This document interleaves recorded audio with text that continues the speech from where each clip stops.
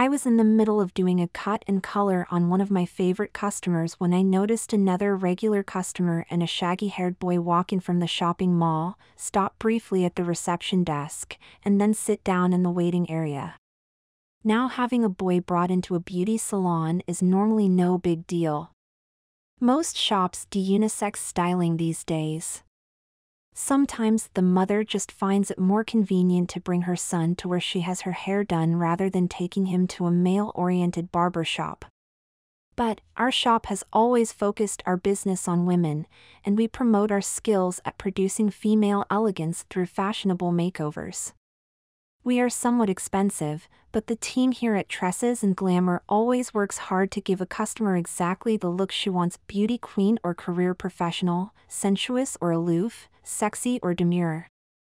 Given our marketing emphasis, most of the times when a boy enters our beauty salon it is because his mom has dragged him along when she had an appointment. In cases like that I watch the boy fidget impatiently while wishing he was anywhere else but in this extremely feminine environment. But this time it seemed that the boy was actually happy about being here. I took a second to glance at the appointment schedule and to my delight realized that my next appointment showed trim Jack B. It looked like that boy was going to be my next customer. I started to wonder what the backstory was that led to Ms. Brown bringing her boy here. I kept an eye on them while I worked. I noticed that the boy had actually picked up one of the hairstyle magazines and they were now looking at it together. I guessed that the boy was about 9 or 10 years old, but his frail build and somewhat delicate features made it hard to tell. His outfit was basically a gender-neutral, running shoes, jeans, and a pullover top, but I couldn't miss that the colors were both well-coordinated and a bit on the flamboyant side. They were sitting close enough that I could hear their conversation if I paid attention. Jack seemed to be showing a real interest in the magazine, an encouraging sign for sure. "Mommy, how about something like this one?" I think it is an encouraging sign when a boy that old uses the word mommy. It's nice, but notice how long the girl's hair is. You need a lot of length to make something like that look good. I still like it. A few minutes later the silence was broken as Jack said, "Well, can I get my hair cut like this?" "If that is what you really want, okay. I am trying to teach you the value of money, so this will be your only haircut for a few months. Realize how you will look, especially when that style grows out." I had guessed right, Jack was here willingly and was not expecting a boy-style cut today. In a few more minutes I had finished the cut and color, exchanged the last gossip with that customer, and was eagerly anticipating getting started on Jack. "Ms. Brown, I am ready for Jack now." I watched carefully as Jack got up and headed over to my styling station. There was absolutely no sign of reluctance, but rather a mix of nervousness and anticipation. Looking from the front I couldn't be sure, but I suspected there was even a bit of sway to his walk. "Are you sure this is what you want?" his mother asked as though it might already be too late. "Mommy, we have been talking about this for weeks." "Your choice." "Hi, my name is Jenny.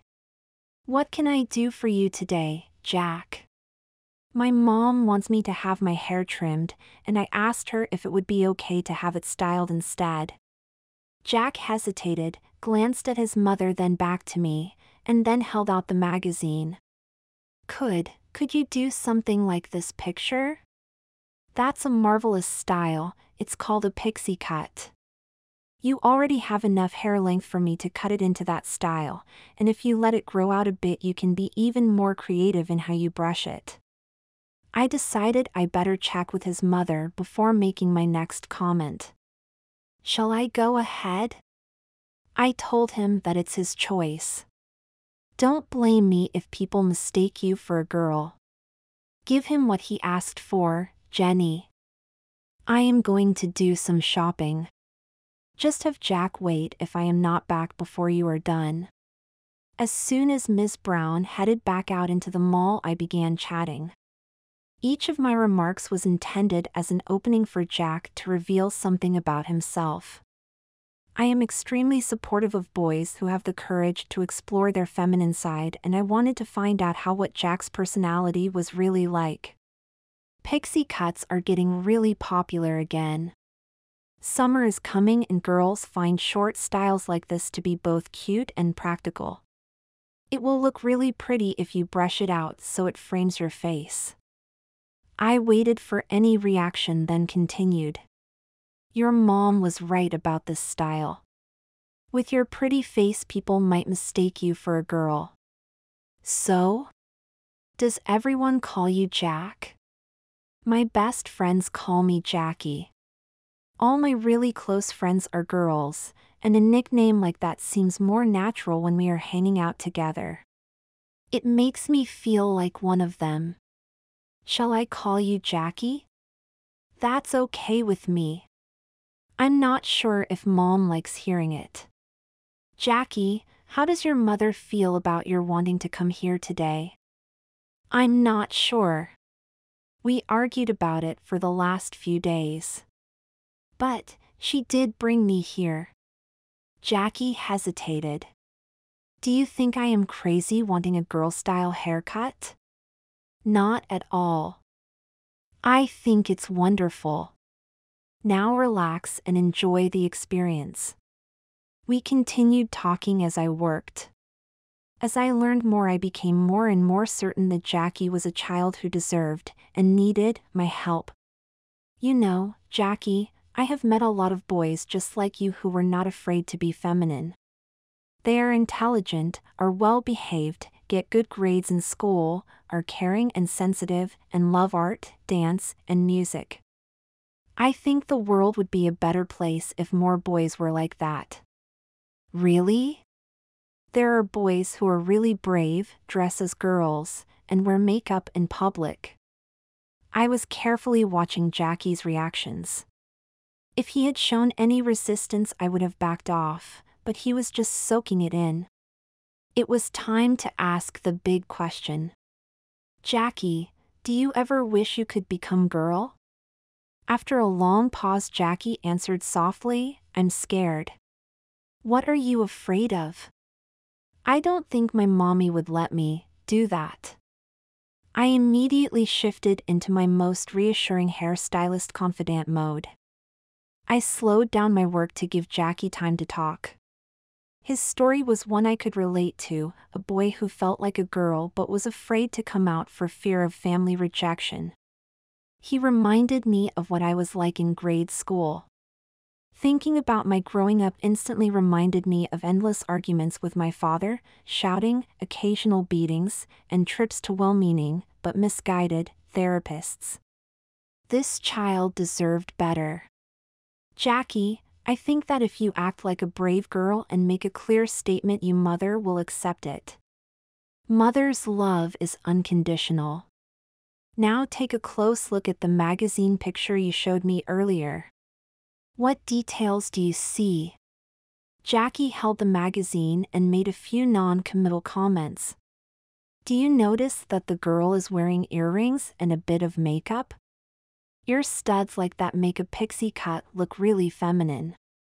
Jackie was clearly nervous but seemed willing to continue. Jackie, how about showing your mom how you feel inside by letting me pierce your ears? Mommy would be upset if I spent money on that without asking. She always tells me about the value of thrift and... Jackie, I noticed that you gave a caring and well-behaved answer, but did not say no. This will be my treat. I pulled a starter set of delicate pearl studs from the drawer. These would look really pretty when you wear them. You know, lots of girls get their ears pierced first and get their mother's permission later. What if mommy objects? I will apologize. I have known your mother for years and I really don't think she will accuse me of unprofessional conduct. I'll take the risk if you will. Jackie took a deep breath. Yes, please. I worked swiftly to have it done before Ms. Brown returned. I wiped everything with alcohol, marked both sides, and applied the piercing gun.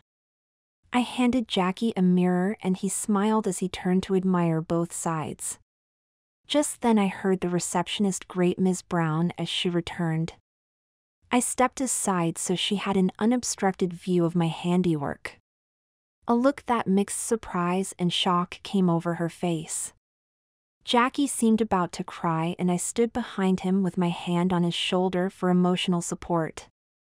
The next few seconds seemed like an eternity. Ms. Brown opened a shopping bag and took a small box. "While you were getting your hair styled, I decided to get you a gift to complete the look." She opened the box to reveal a pair of pearl studs identical to the ones Jackie was wearing. Suddenly we were all laughing and crying.